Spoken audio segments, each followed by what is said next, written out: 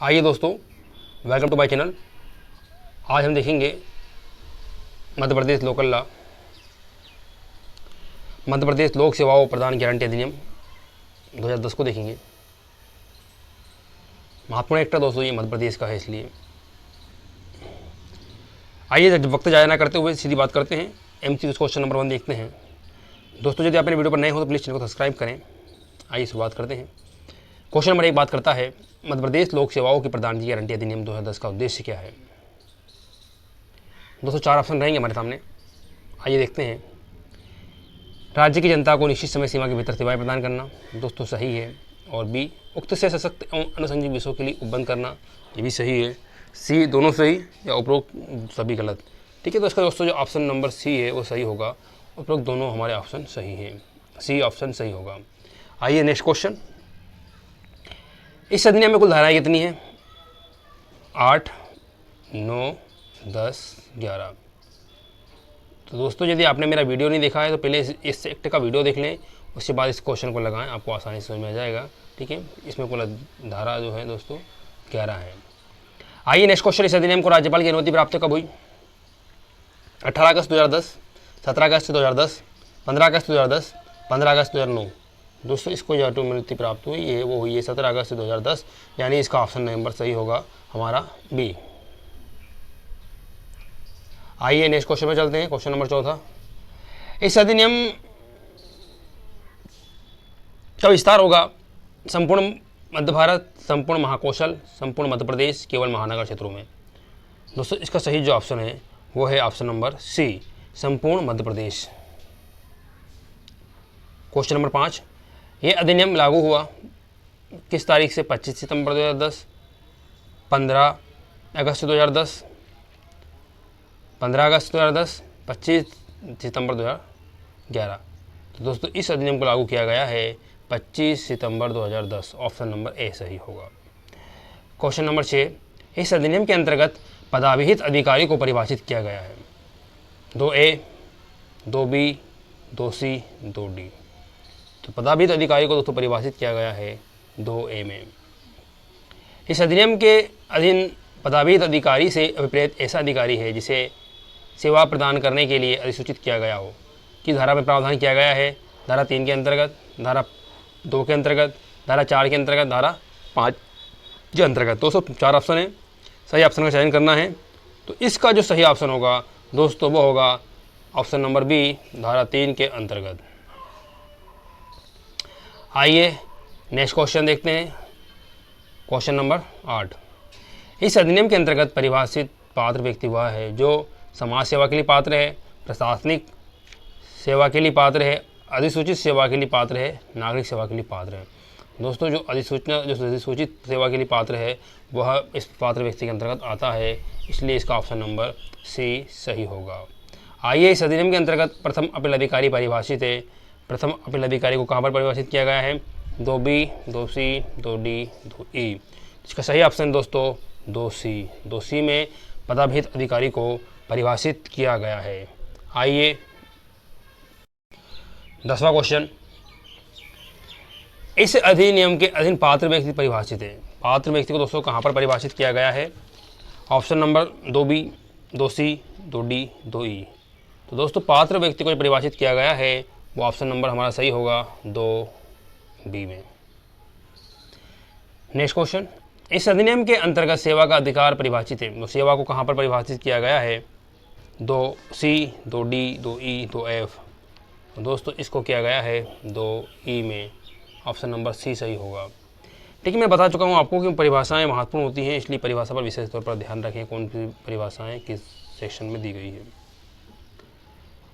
आइए question number 12। इस अधिनियम के अंतर्गत द्वितीय अपील अधिकारी को परिभाषित किया गया है। 2E, 2F, 2G, 2H। दोस्तों जो परिभाषित किया गया है क्वेश्चन नंबर 12वां में, उसका सही आंसर होगा हमारा सी, 2G में। 2G में दोस्तों द्वितीय अपील अधिकारी को परिभाषित किया गया है। आइए नेक्स्ट क्वेश्चन।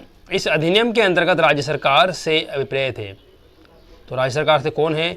मध्य प्रदेश सरकार, भारत देश की सभी राज्य सरकार, भारत देश की कोई भी राज्य सरकार, उपयुक्त सभी। सही ऑप्शन का चयन करना है दोस्तों जी सरकार जो मध्य प्रदेश का एक्ट है, इसलिए इसका जो सरकार से प्रेरित है वो है मध्य प्रदेश सरकार। ठीक है, आइए नेक्स्ट क्वेश्चन पर चलते हैं।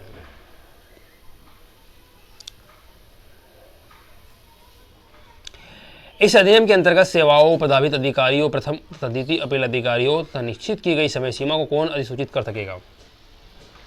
राज्यपाल, राष्ट्रपति, राज्य सरकार, केंद्र सरकार। ठीक है दोस्तों, इसको अधिसूचित करने का जो अधिकार दिया गया है वो दिया गया है ऑप्शन नंबर सी, राज्य सरकार को। ठीक है, आइए नेक्स्ट क्वेश्चन 15वां। इस अधिनियम के अंतर्गत निश्चित की गई समय सीमा के भीतर सेवा प्राप्त करने का अधिकार किस धारा में प्रावधान किया गया है, बताया गया है?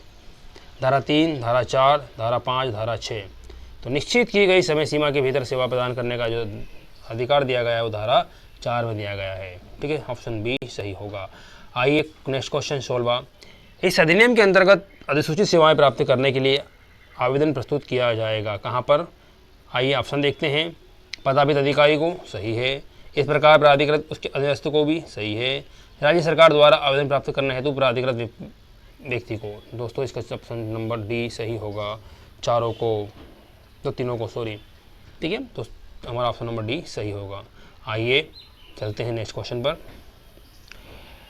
Question number 17। इस अधिनियम के अंतर्गत निश्चित की गई समय सीमा प्रारंभ होती है, कब प्रारंभ होती है दोस्तों? आवेदन प्रस्तुत किए जाने की तारीख से, आवेदन स्वीकार किए जाने की तारीख से, आवेदन में अंकित दिनांक से, उपरोक्त सभी गलत है। दोस्तों इसका जो सही ऑप्शन है वो है option number C, option number A. आवेदन जिस दिन प्रस्तुत किया आपने उस तारीख से समय सीमा प्रारंभ हो जाती है हमारी। ठीक है, ध्यान रखिएगा। आइए नेक्स्ट क्वेश्चन। इस अधिनियम के अंतर्गत पदाभित अधिकारी आवेदन प्राप्त होने पर समय सीमा के भीतर कर सकेगा सेवा का प्रदान, आवेदन को नामंजूर, आवेदन नामंजूर करने की स्थिति के कारण सहित आवेदक को सूचित, उपरोक्त सभी। दोस्तों इसका ऑप्शन नंबर डी सही होगा, उपरोक्त सभी। ठीक है, आइए क्वेश्चन नंबर 19 देखते हैं। इस अधिनियम के अंतर्गत यदि किसी को सेवा प्रदान किए जाने के आवेदन को नामंजूर कर दिया जाता है या सेवा प्रदान नहीं की जाती है तो वहाँ अपील कर सकेगा। किसको कर सकेगा भैया? तो वहाँ कर सकेगा, क्या कर सकेगा? आइए देखिए, सुनिए, दोबारा सुनिए, तो सॉरी। इस अधिनियम के अंतर्गत यदि किसी को सेवा प्रदान किए जाने के उद्देश्य सॉरी यार, थोड़ा सा बच्चे हैं मेरे। आइए देखते हैं। इस अधिनियम के अंतर्गत यदि किसी को सेवा प्रदान किए जाने के आवेदन को नामंजूर कर दिया जाता है या सेवा प्रदान नहीं की जाती तो वहाँ क्या कर सकेगा? परीक्षण कर सकेगा, अपील कर सकेगा, पुनर्विलोकन कर सकेगा, या कोई उपचार नहीं है। तो क्या है दोस्तों 19 का सही ऑप्शन हमारा, मैं आपको बता चुका हूँ। यदि आपने मेरा एक्ट नहीं देखा है तो उसका वीडियो प्लीज़ देख लीजिएगा। वह कर सकेगा appeal, B question, B option सही होगा। 20वां क्वेश्चन देखते हैं। इस अधिनियम के अंतर्गत यदि किसी व्यक्ति को सेवा प्रदान किए जाने के आवेदन को नामंजूर कर दिया जाता है या सेवा प्रदान नहीं की जाती है तो वहाँ अपील कर सकेगा। किसको? राज्य सरकार को, कलेक्टर को, प्रथम अपील अधिकारी को, द्वितीय अपील अधिकारी को। ठीक है, तो ये कौन किसको कर सकेगा दोस्तों? इसका ऑप्शन नंबर सी होगा सही, प्रथम अपील अधिकारी को। नेक्स्ट क्वेश्चन देखते हैं। इस अधिनियम के अधीन सेवा प्रदान के आवेदन को नामंजूर किए जाने पर या सेवा प्रदान ना किए जाने पर अपील की जा सकेगी कितने दिनों के अंदर? 30 दिनों के भीतर, 15 दिनों के भीतर, 60 दिनों के भीतर, 90 दिनों के भीतर। ठीक है, तो दोस्तों इसका सही ऑप्शन होगा 30 दिनों के भीतर उसे अपील करनी होगी। ठीक है, 30 दिनों के भीतर, ऑप्शन नंबर ए सही होगा। आइए नेक्स्ट क्वेश्चन।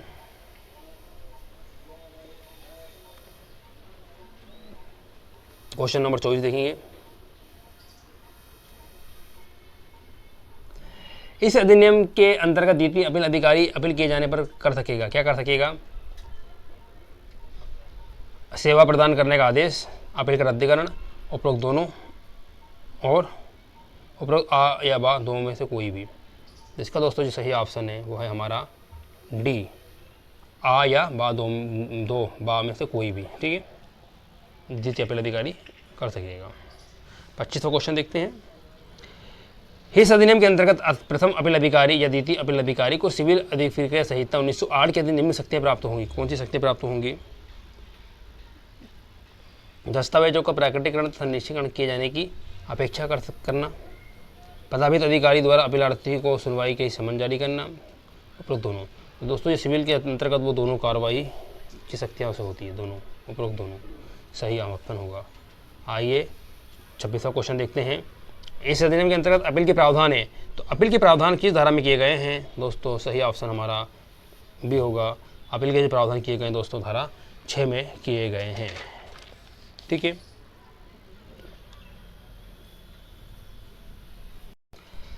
27वां क्वेश्चन देखते हैं।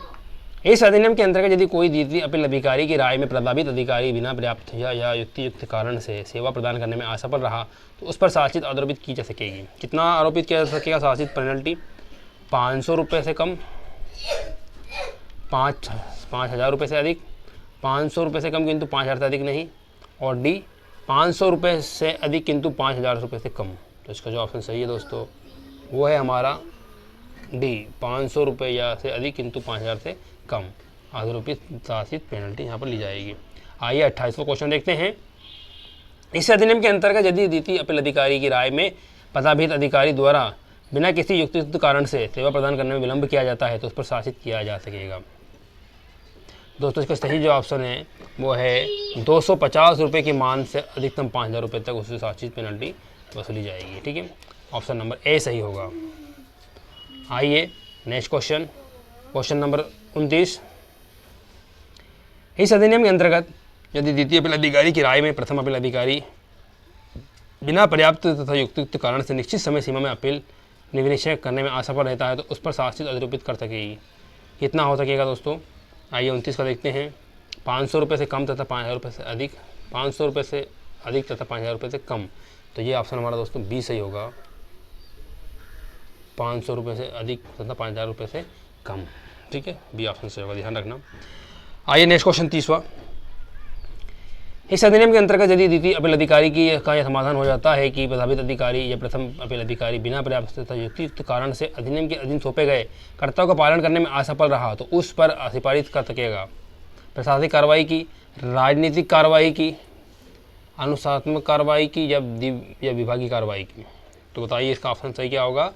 अनुशासनात्मक कार्रवाई की सिफारिश कर सकेगा। ठीक है, आइए नेक्स्ट क्वेश्चन देखते हैं। Question number 31। इस अधिनियम के अधीन शासित का प्रावधान किया गया है तो कहाँ पर बताया गया है पेनल्टीज के बारे में? धारा 5, 6, 7। तो धारा 7 में बताया गया है पेनल्टीज के बारे में। 32वां क्वेश्चन देखते हैं। इस अधिनियम के अधीन द्वितीय अपील अधिकारी द्वारा शासित अधिरोपित करने संबंधी दिए गए आदेश से व्यतीत प्रभावित अधिकारी अथवा प्रथम अपील अधिकारी उस आदेश के विरुद्ध आवेदन दे सकेगा। पुनरीक्षण के लिए, पुनर्विलोकन के लिए, अपील के लिए कोई आवेदन नहीं दे सकेगा। दोस्तों इसका सही जो ऑप्शन है वो है ऑप्शन नंबर ए, पुनरीक्षण के लिए। ठीक है, आइए नेक्स्ट क्वेश्चन 33वां क्वेश्चन है दोस्तों। आइए, इस अधिनियम के अधीन द्वितीय अपील अपराधिकारी द्वारा शासित अधिरोपित करने संबंधी दिए गए आदेश से व्यथित प्रभावित अधिकारी अथवा प्रथम अपील अधिकारी आवेदन दे सकेंगे। कितने दिनों के भीतर? 60 दिन के भीतर, 30 दिन के भीतर, 90 दिन के भीतर, 120 दिन के भीतर। इसका सही ऑप्शन है दोस्तों 60 दिन के भीतर। ऑप्शन नंबर बी सही होगा, ध्यान रखना। नेक्स्ट क्वेश्चन देखिएगा 34वां। इस अधिनियम के अधीन पुनरीक्षण का प्रावधान किया गया है। पुनरीक्षण का प्रावधान किस धारा में किया गया है? धारा 8, 9, 6, 7। धारा 8 में किया गया है दोस्तों पुनरीक्षण का प्रावधान, धारा 8। तो आइए क्वेश्चन नंबर 35। इस अधिनियम के अधीन किसी अधिकारी के आदेश का पुनर्विलोकन हो सकेगा? प्रथम अपील अधिकारी को, द्वितीय अपील अधिकारी को, प्रभावित अधिकारी को, नामदृष्ट अधिकारी को। तो दोस्तों इसका सही ऑप्शन है नामदृष्ट अधिकारी को। आइए 36वां क्वेश्चन देखते हैं। इस अधिनियम के अंतर्गत द्वितीय अपील अधिकारी कितने दिनों के भीतर नामदृष्ट अधिकारी को पुनर्विलोकन हेतु आवेदन कर सकेगा? 30 दिन, 45 दिन, 60 दिन, 90 दिन। दोस्तों इसका सही ऑप्शन है हमारा 60 दिन। 60 दिन के भीतर कर सकेगा। आइए नेक्स्ट क्वेश्चन, क्वेश्चन नंबर 37। इस अधिनियम के अधीन सद्भावपूर्वक की गई कार्रवाई का संरक्षण का प्रावधान बताइए दोस्तों। मैं आपको बताया था पिछले वीडियो में भी कि जो सद्भावपूर्वक कार्रवाई का जो होता है वो लास्ट की सेकंड धारा या थर्ड धारा होती है, और नियम बनाने की शक्ति के बारे में भी। ठीक है, तो ध्यान रखिएगा एक्ट में कितनी धाराएं हैं। इसका सही ऑप्शन बताइए 37 का। 7, 8, 9, 10। सही ऑप्शन दोस्तों इसका ऑप्शन नंबर सी। कुल और सद्भावपूर्वक संरक्षण की जो दी गई है वो धारा 9 में। 38वां क्वेश्चन देखिए, इस अधिनियम के उपबंधों को क्रियान्वित करने हेतु नियम बनाने की शक्ति है किसको है भैया? तो ये एक्ट हमारा कौन सा है कि राज्य का है? तो राज्य सरकार को है। ठीक है, राज्य सरकार, केंद्र सरकार, विधानमंडल, संसद, तो किसको है? राज्य सरकार को। बी ऑप्शन सही है। आइए 39वां देखते हैं, इस अधिनियम के अधीन कठिनाई दूर करने की शक्ति किसे है? तो वही दोस्तों हमारी राज्य सरकार को है। ऑप्शन नंबर इसका सी सही होगा। और कठिनाई दूर करने की शक्ति का प्रावधान किया गया है तो वो किया गया है ऑप्शन नंबर 11। ठीक है, कठिनाई दूर करने की शक्ति, नियम बनाने की शक्ति और सद्भावपूर्वक कार्रवाई के संरक्षण के लिए दोस्तों जो प्रावधान किए जाते हैं वो लास्ट की धाराओं में किए जाते हैं। इस बात का आप ध्यान रखें। और उस एक्ट में कुल कितनी धाराएं इसका भी आप थोड़ा सा, और कितने अध्याय भी आप जरूर याद रखें। सीधी सीधी धाराएं पूछी जाती हैं।